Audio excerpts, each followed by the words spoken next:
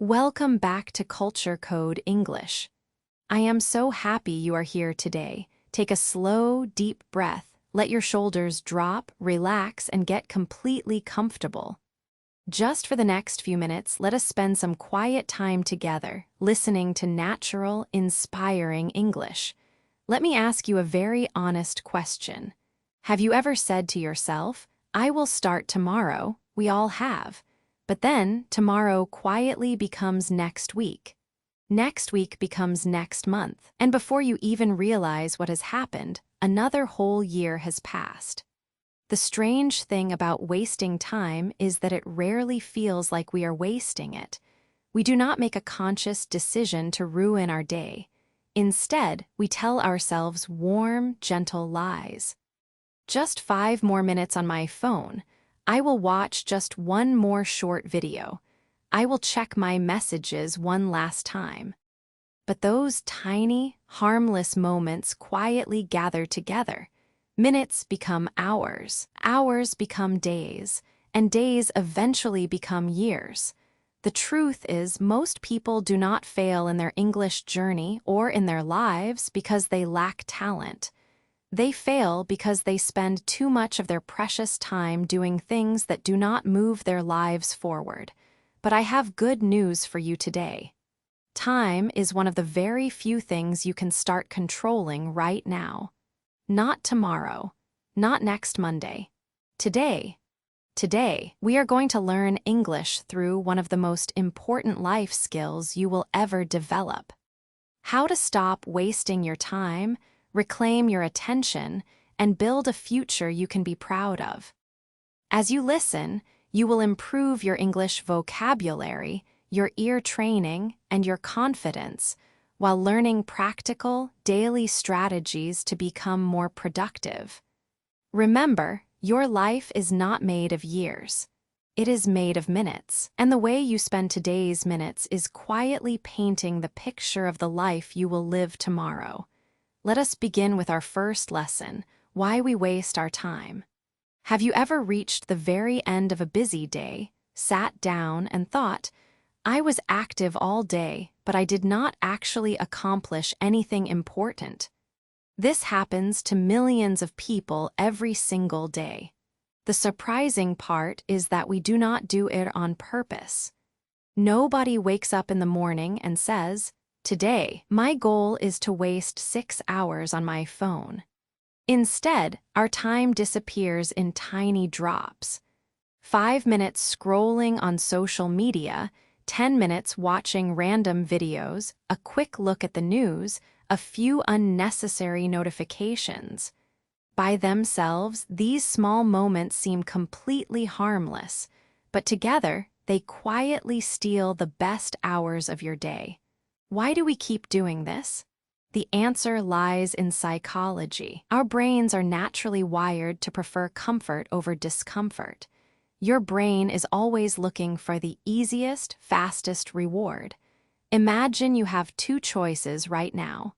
The first choice is to sit down and actively study English for 30 minutes. The second choice is to watch funny videos on your phone. Which one feels easier? For almost everyone, the answer is obvious. Watching videos gives your brain immediate pleasure with 0 effort. Studying English requires effort, focus, and energy. Procrastination does not happen because you are lazy. It happens because your brain is trying to avoid immediate discomfort. But procrastination never removes the task, it only delays it. And while you are delaying it, the stress, the anxiety, and the guilt stay with you every single minute. Small daily actions almost always beat last-minute panic. The difference is simply in how we use our hours. Successful speakers do not have more hours in their day than you do. They simply make different choices. Let us move to our second lesson, build better daily habits. Many people believe a common myth. They think successful people are always full of energy and motivation. They imagine them waking up every morning excited to study, exercise, and work on their goals. But that is rarely true. Even the most productive people have many days when they do not feel motivated at all. The difference is simple.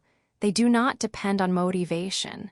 They depend on habits. A habit is something you do so often that it becomes almost automatic. Think about brushing your teeth. Do you wake up every morning feeling incredibly inspired to brush your teeth? Probably not. You simply do it because it is a normal part of your morning routine. That is exactly how productive habits work. Your goal is not to force yourself to feel motivated every day.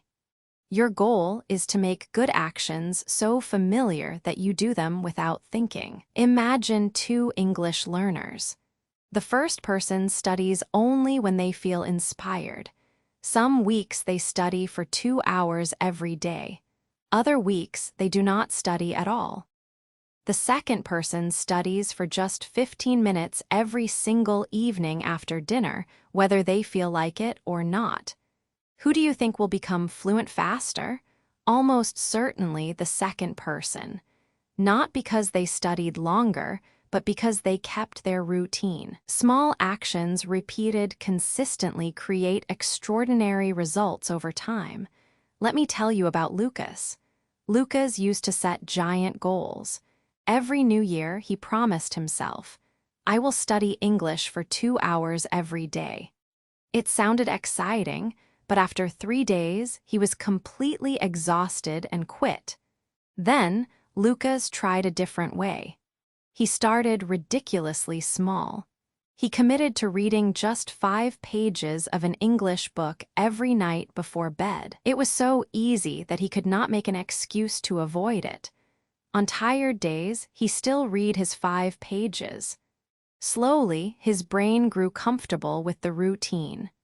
Within 6 months, Lucas had read 4 complete books, and his vocabulary had grown naturally, all because he chose consistent, tiny habits over intense, exhausting goals. Our next step is to make these good habits easy and bad habits difficult. This is called environmental design. Sometimes, the problem is not that studying is hard. The problem is that distractions are too easy. If your phone is sitting right next to you on your desk, every notification will steal your attention. Research shows that after a single interruption, it can take your brain several minutes to regain deep focus. You can solve this by designing your environment. If you want to study English, leave your notebook open on your desk. If you want to stop checking your phone, place it in another room before you begin. You do not always need to become stronger. You simply need to make your distractions weaker. Another powerful tool is to connect your new habit to an existing one. This is called habit stacking. If you already drink coffee every morning, make a rule. While I drink my coffee, I will listen to 5 minutes of an English podcast. Your current morning coffee becomes the natural reminder for your new habit. Let me tell you about Zoe. Zoe wanted to practice English daily, but she always forgot or got distracted by social media. She decided to redesign her environment. She placed her English notebook right on top of her laptop, so she had to touch it before opening her screen. She also placed her phone in her kitchen cabinet before studying. To track her progress, she hung a simple calendar on her wall. Every day she completed her 15 minutes of study. She put a big green check mark on the calendar. After a week, she saw a beautiful chain of check marks. Her brain naturally wanted to keep that chain growing. Seeing her progress made her feel successful, and hiding her phone made studying peaceful. Zoe learned that success is not built in one extraordinary day. It is built in quiet, ordinary days, repeated consistently, until they create an extraordinary life. Now let us move to our third lesson. Stop letting your phone control you. Imagine this. You pick up your phone for one simple, logical reason: you just want to check the time. But 5 minutes later, you find yourself watching videos, reading comments, scrolling through social media, and replying to messages. Suddenly, you cannot even remember why you picked up your phone in the first place. If this has ever happened to you, please know that you are not alone. Our phones are incredible tools. They help us learn, travel, and stay connected with the people we care about. But they can also become the single biggest obstacle in our lives. The problem is not the phone itself. The problem is using it without intention. Many apps are carefully designed to keep your attention for as long as possible. This is called the attention economy. Every notification, every recommendation, and every endless scroll is created to encourage you to stay just one more minute. I want you to imagine that your attention is like money. If someone took a small amount of cash from your wallet every few minutes, you would notice immediately. You would protect your money. But when your attention disappears little by little, it is much harder to see. Yet, it is just as valuable. Once your time is gone, you can never buy it back. Constant phone use also breaks your deep focus. Suppose you are studying English. You read for 10 minutes and then a notification appears. You check it for just 30 seconds and then you return to your lesson.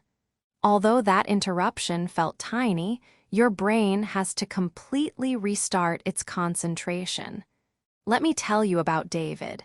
David always complained that he had no time to study English. One evening, he checked his phone's screen time settings and was shocked to see he spent 4 hours a day on social media. David decided to make a change. He put his phone on silent and placed it in another room. For the next 30 minutes, he focused entirely on his English lesson. No notifications, no scrolling.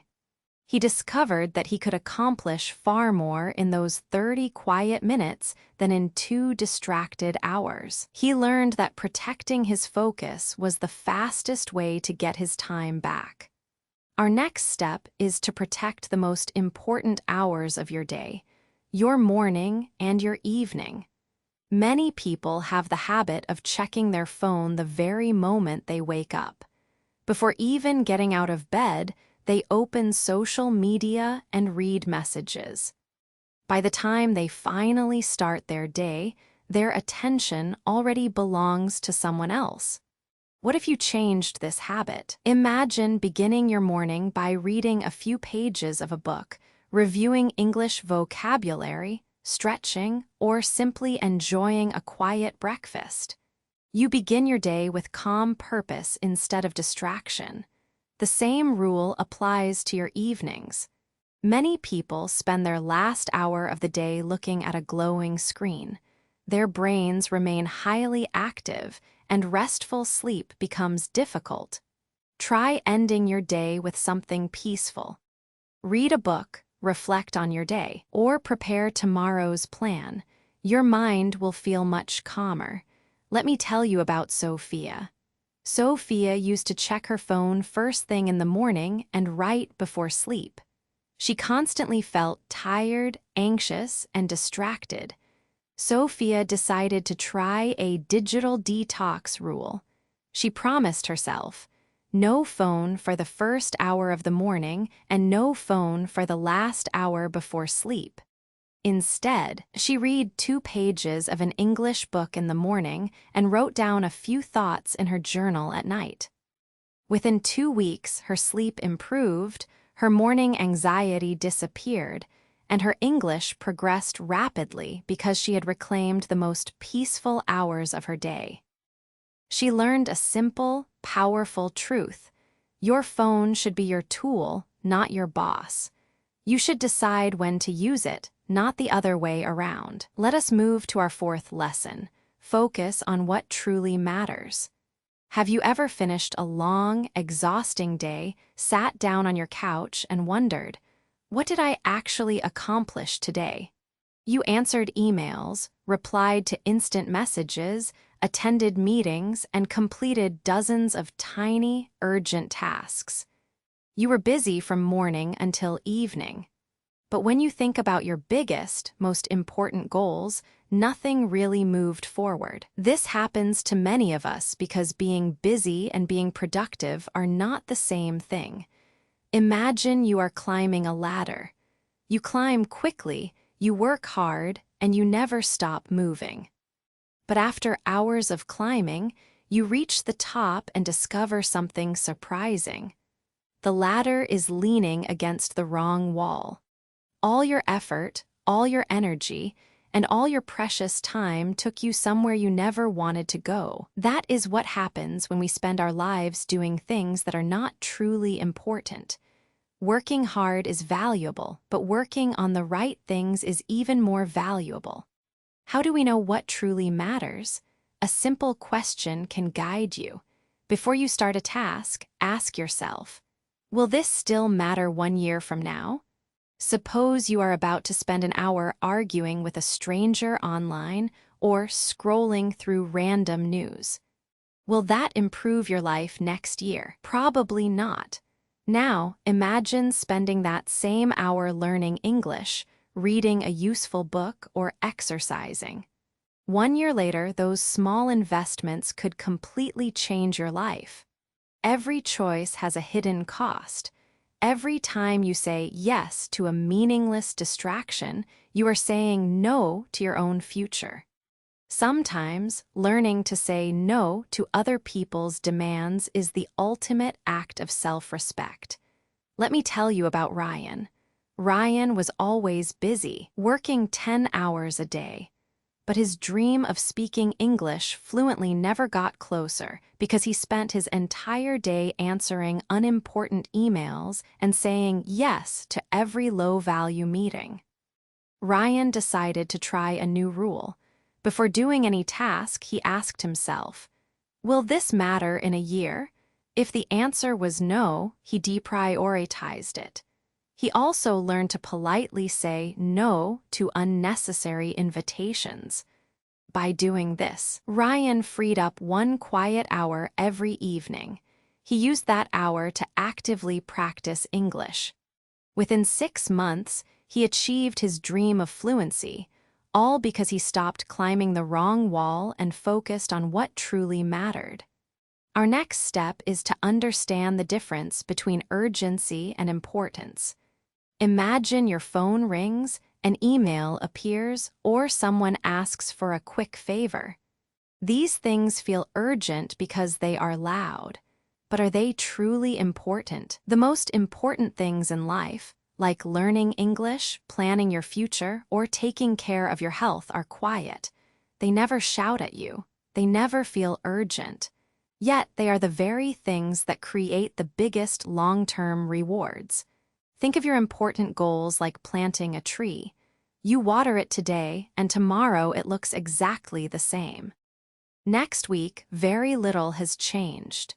But if you keep watering it quietly every day, months later the tree becomes strong. Years later, it provides shade, fruit, and beauty.